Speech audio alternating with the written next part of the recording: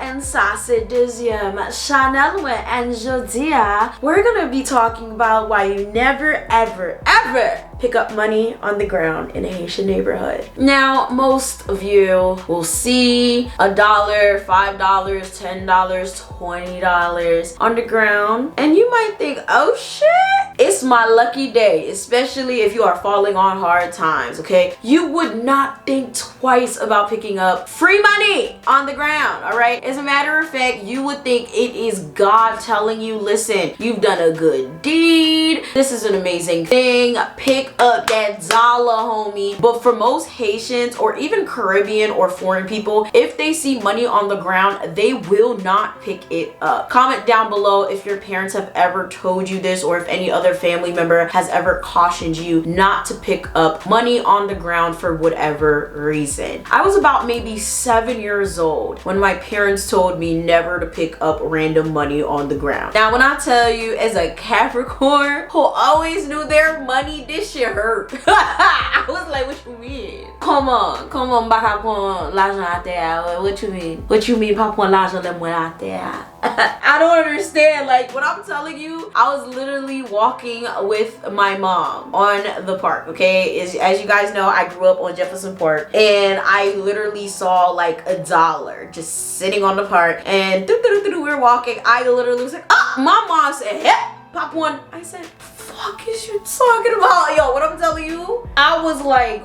what is you talking about? Like, do you want the dollar? Are you trying to, like, we could split it like 50-50. Like, we could go get some chips. Like, I could get the 25 juice and a bag of chips. You could get the other 50 cents. Bro, she was like, no, pop one. Là où est comme ça, à terre, ou pas supposé moyen. When you see money like that on the ground, you're not supposed to touch it. Now, you guys are probably wondering why. Now, this is the thing. When it comes to money just laying willy-nilly on the ground, this is not a good thing, especially in a Haitian neighborhood, because most of the time people just leave money laying on the ground for greedy people, to entice greedy people. Usually no good is attached to this money. Just like how I was talking about the rice that was laid out on the ground as a trap for whoever it was laid out for, it's the same thing with the money, except the money is more so intended for those that are greedy. It's more or less one of those things that is supposed to teach whoever who grabs it a lesson. If it's not yours, don't touch it. If it was never your money that fell on the ground, why would you take it? Don't take it as a strike of luck. Take it as a lesson. If you do take that money, bad things will happen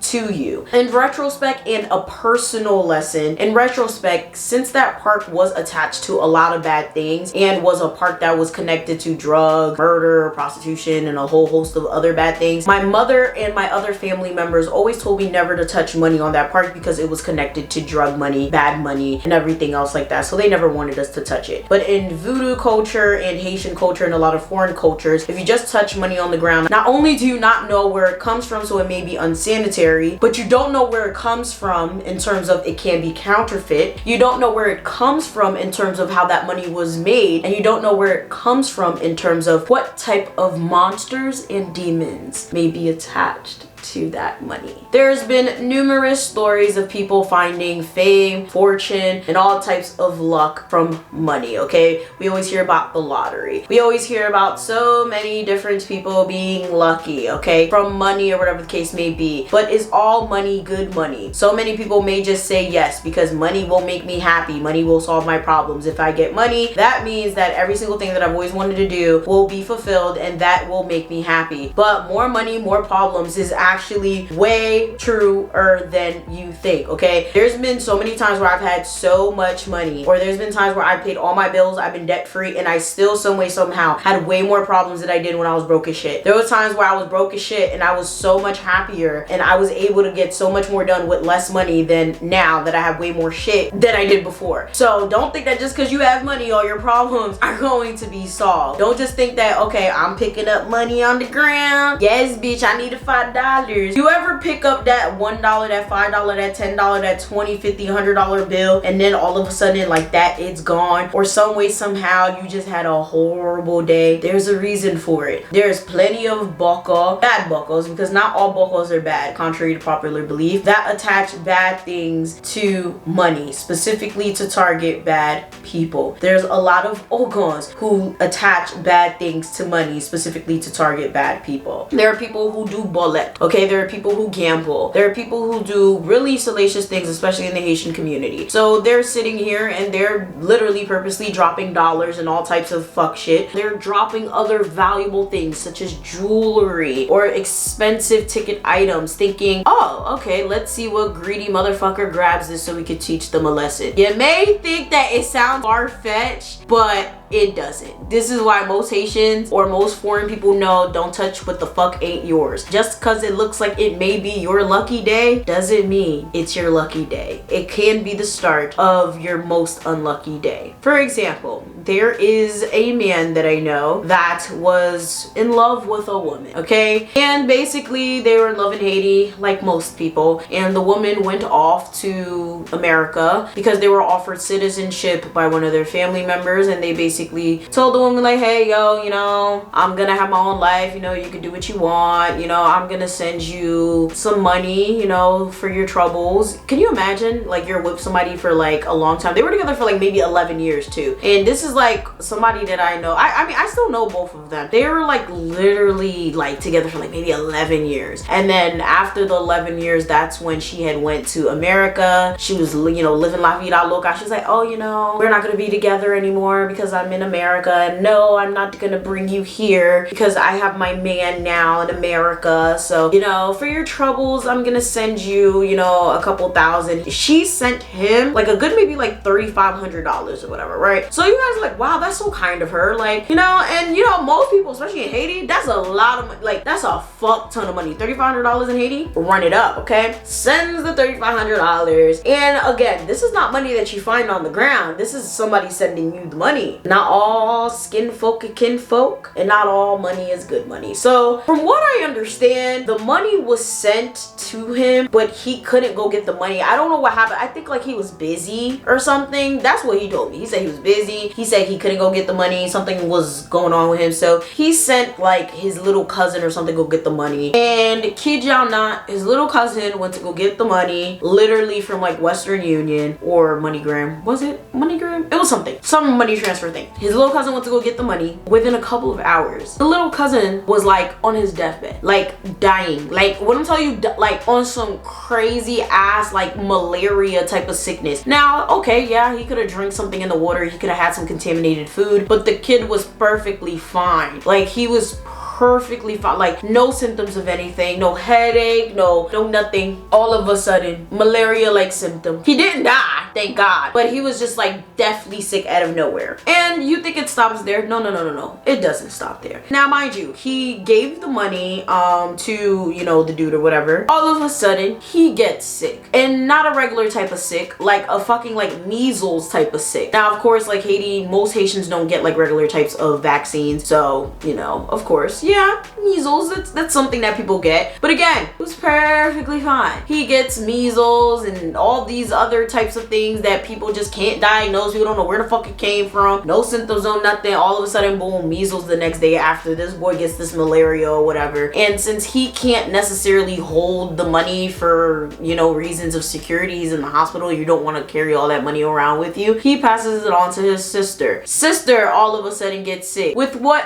She's pregnant, but what happens to her baby? Her baby miscarries.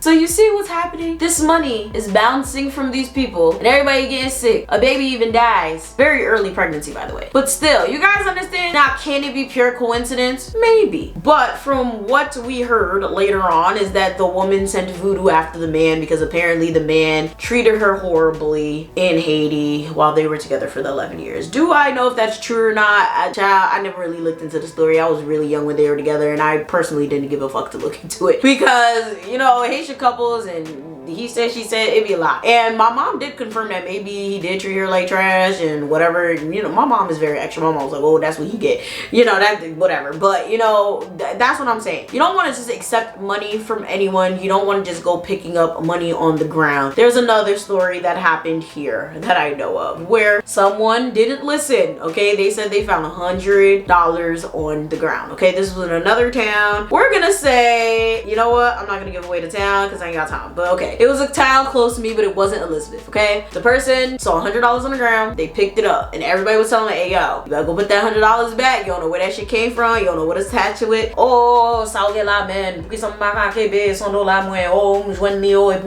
oh, why can't I hold my $100? It's my $100." Everybody's like, alright, this your funeral. Everybody's like, yo, I don't know, bro. You should put that shit back. I'm telling you, bro. Nothing good comes from picking up money on the ground, especially in these type of neighborhoods in this neck of the woods. You don't want to do some shit like that. You're gonna regret it. Boy, my nigga got into a car accident as soon as he left the neighborhood. Shit you not. Coincidence? Maybe. Another story. Child did the same dumb shit. Found a 20 on the ground around a corner store around that same area. Brought it home. Mom was like, hey yo, where you find that $20? Oh, I found it on the ground. It was a little boy. Oh, you need to go put it back exactly where you found it. No, I want to keep it. You need to go put it back exactly where you found it. No, I want to keep it. I said put it back exactly where you found it. No, I want to keep it. I started crying, doing all this goofy shit. Dad comes home. What's the problem? Told them the story. You need to put it back exactly where you found it. Literally throws a tantrum. It's a whole fucking thing. I believe they lived in a building. Everybody in the building is like, what the fuck is going on? You know, Haitian people are so fucking nosy. So everybody's weighing in on the situation. People are saying put it back. Some people are saying he should keep it. It's a whole thing. The dad even said, yo, I'll give you 20 if you put that 20 back. He's like, no, I'm not giving it back. Like, it's a whole thing. You know what? Whatever. Fuck it. Keep it. Why the fuck these people's house